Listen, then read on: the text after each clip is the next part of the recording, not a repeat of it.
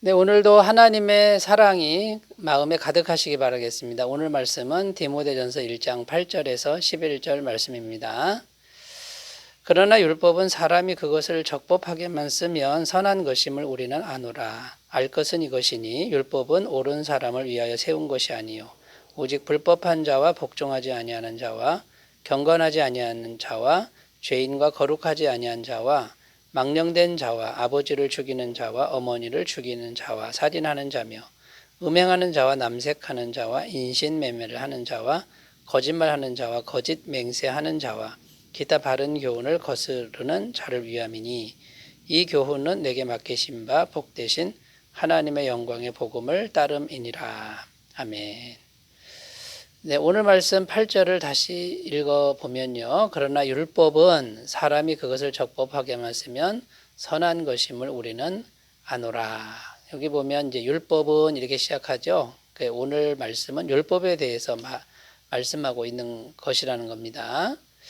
그리고 율법은 일단 선한 것이다. 선한 것임을 우리가 아노라. 이렇게 되어 있죠. 그러나 자세히 보면 조건이 있습니다. 그게 뭐냐면 적법하게만 쓰면 이렇게 기록되어 있습니다. 자, 그러니까 율법은 선한 것이지만 한계가 있다라는 거죠. 적법하게 쓸 때만 선한 것이다. 이런 의미가 또 들어 있습니다. 원래 선한 것인데 하나님이 주신 선한 것인데 적법하게 쓰면 되는데 잘못 사용할 수가 있다라는 의미가 담겨 있고요. 그 잘못 사용된 예가 뭐냐면 율법주의가 되는 거죠.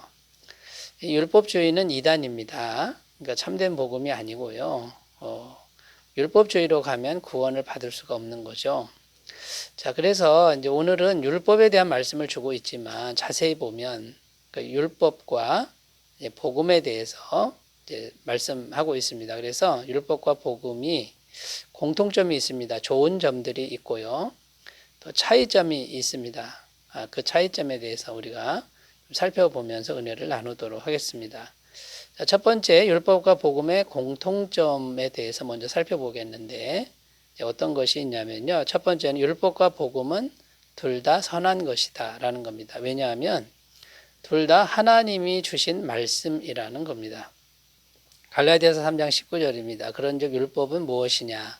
범법함으로 더하여진 것이라 천사들을 통하여 한 중보자의 손으로 베푸신 것인데 약속하신 자손이 오시기까지 있을 것이라.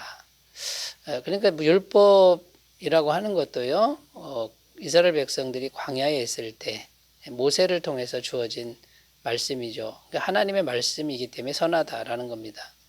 요한복음 1장 14절 말씀이 육신이 되어 우리 가운데 거하심에 우리가 그의 영광을 보니 아버지의 독생자의 영광이요 은혜와 진리가 충만하더라. 여기 보면 말씀이 육신이 됐다 이렇게 되어 있습니다. 말씀 자체이신 예수님이 이 땅에 직접 내려오셔서 사람이 되신 것이죠. 그러니까 율법과 복음은 둘 다 선한 것이다 라는 겁니다. 자, 그리고 또 공통점이 뭐가 있냐면 둘 다 영생을 얻는 길이다라는 겁니다. 갈라디아서 3장 21절에 그러면 율법이 하나님의 약속들과 반대되는 것이냐? 결코 그럴 수 없느니라. 만일 능히 살게 하는 율법을 주셨더라면 의가 반드시 율법으로 말미암았으리라. 이렇게 기록합니다.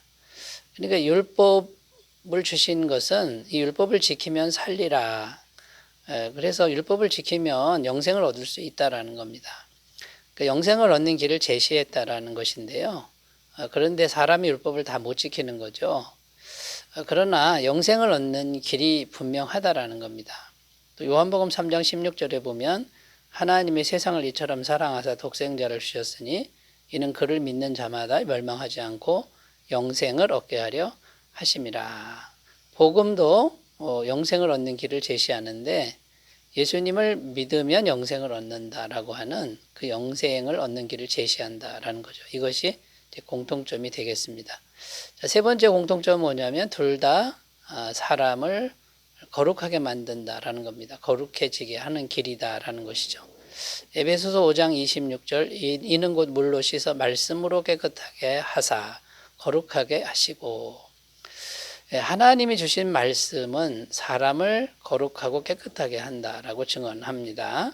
히브리서 9장 14절입니다. 하물며 영원하신 성령으로 말미암아 흠없는 자기를 하나님께 드린 그리스도의 피가 어찌 너희 양심을 죽은 행실에서 깨끗하게 하고 살아계신 하나님을 섬기게 하지 못하게 했느냐.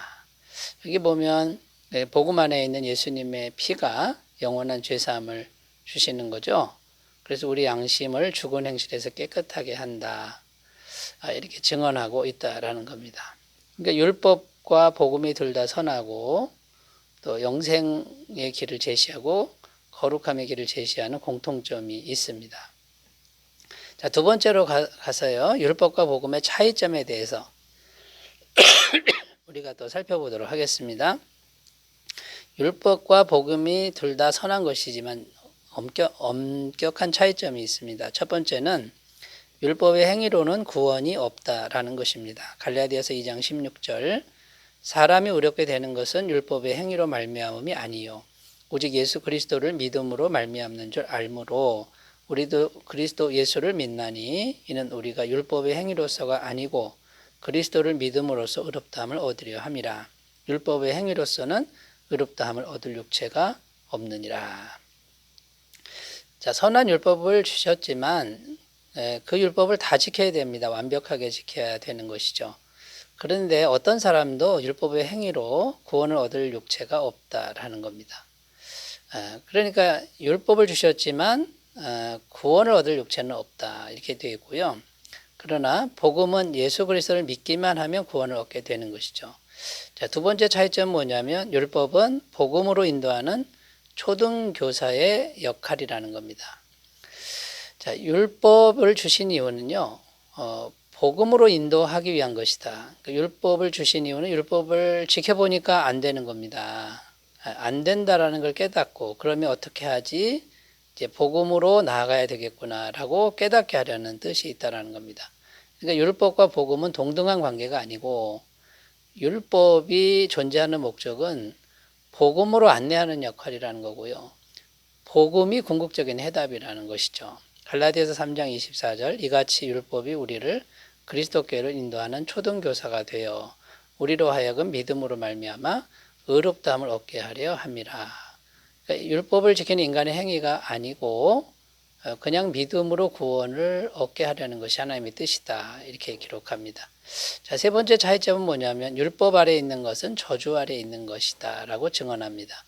갈라디아서 3장 10절입니다. 무릇 율법 행위에 속한 자들은 저주 아래에 있나니 기록된 바 누구든지 율법책에 기록된 대로 모든 일을 항상 행하지 아니하는 자는 저주 아래에 있는 자라 하였습니다. 율법 행위, 하나님 말씀 지키는 그 행위는 거룩합니다만 그 행위를 끊임없이 지켜야만 영생을 얻는 것은 저주다라는 거죠. 그러나 이제 은혜의 복음이 왔습니다. 믿기만 하면 이제 구원을 받습니다. 영생을 얻습니다. 이제 복음을 믿으면 저주에서 벗어나게 되는 것이다라는 거고요. 네 번째 차이점은 율법은 정죄하는 것이고 복음은 살리는 것이다라는 겁니다. 고린도서 3장 9절입니다. 정죄의 직분도 영광이 있은즉 의의 직분은 영광이 더욱 넘치리라. 이 정죄의 직분은 율법을 말하는 거죠. 율법을 끊임없이 지키는데 못 지킵니다. 그러니까 율법으로부터 정죄를 당합니다. 너는 죄인이다. 너는 낙제생이다. 이렇게 정죄를 당하는데 이 의의 직분은 복음입니다. 복음은 내 죄사함을 받았느니라. 예수님을 믿기만 하면 완벽한 죄사함을 받았느니라. 하나님의 자녀가 되었다. 이렇게 살리는 직분이라는 것이죠. 여러분 율법과 복음이 둘 다 선하고 거룩하지만 엄청난 차이가 있다라는 것이죠. 그래서 궁극적으로 이제 세 번째로 가야 되는데 세 번째는 뭐냐면 복음이 가장 귀한 것인 것을 우리가 알아야 된다라는 겁니다. 11절 말씀입니다. 이 교훈은 내게 맡기신 바 복되신 하나님의 영광의 복음을 따름이니라. 자, 이 말씀을 자세히 보면요. 먼저 내게 맡기신 바 복되신 하나님의 영광의 복음이다. 이렇게 되어 있는데 여기 내게 맡겼다 할 때 이 맡긴 건 뭐냐면 어떤 의미냐면 재산이나 명의를 맡겼다 이런 겁니다. 그러니까 가장 귀한 것을 내게 맡겼다 이런 의미가 되는 거고요. 복되신 하나님의 영광의 복음이다. 이렇게 기록합니다. 자, 복되신 하나님의 영광의 복음이다. 이게 복음이 복되다. 하나님의 영광이 담겨 있다. 그러니까 여러분, 이 복음이라고 하는 게 정말 영광스러운 것이고 복된 것이다라고 하는 감격이 지금 사도 바울의 말씀 속에 담겨 있다라는 겁니다. 첫 번째, 지금 바울은 복음이 정말 귀하다는 감격이 있다라는 겁니다. 그래서 이 바울의 이런 심정은 성경 여러 곳에서 나타나죠. 로마서 1장 16절입니다.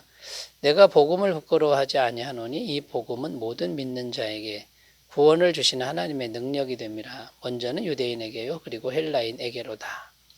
바울은 정말 엄청난 고난을 많이 당했습니다. 그러나 복음을 부끄러워하지 않는다. 복음 때문에 고난당하지만 그 고난과 비교할 수 없는 그런 영광이 복음 안에 있기 때문에 나는 복음 때문에 고난당하는 거 절대 부끄러워하지 않는다. 이렇게 고백하는 것이죠.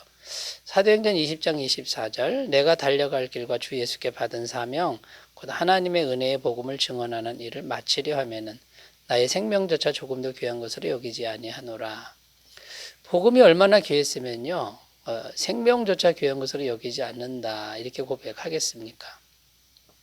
자, 두 번째, 이 말씀에 담긴 두 번째 감격은 뭐냐면, 그러므로 오늘 우리들도 복음에 대한 지식과 또 감격이 있어야 한다라는 것을 말씀해 주고 있다라는 겁니다. 고린도전서 1장 18절입니다.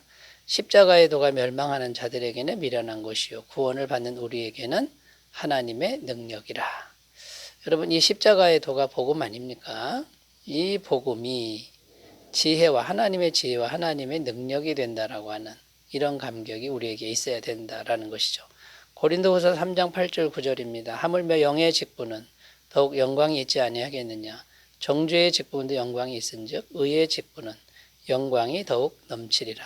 여러분, 이 복음을 전하는 직분, 이것은 의의 영광의 직분이고 하나님의 영광이 가득한 직분이 될 줄로 믿습니다. 베드로전서 1장 23절 25절 너희가 거듭난 것은 썩어질 씨로 된 것이 아니요 썩지 아니할 씨로 된 것이니 살아있고 항상이나 하나님의 말씀으로 되었느니라. 그러므로 모든 육체는 풀과 같고 그 모든 영광은 풀의 꽃과 같으니 풀은 마르고 꽃은 떨어지되 오직 주의 말씀은 세세토록 있도다 하였으니 너희에게 전한 복음이 곧 이 말씀이니라. 여러분, 이 복음의 말씀은 세세토록 있고 영원토록 있습니다. 썩지 아니할 생명을 우리에게 준다라는 것이죠. 여러분, 세상에서 가장 귀한 게 이 복음의 진리고 복음의 말씀이라고 하는 이러한 지식과 감격이 우리 모두에게 있었으면 좋겠습니다. 오늘은 율법과 복음의 공통점, 긍정적인 면, 그 다음에 차이점, 좋지 않은 면을 우리가 살펴보았습니다. 결국은 우리가 진리의 복음으로 한 발 더 나아가시는 귀한 은혜가 있으시기 바라겠습니다. 기도합니다.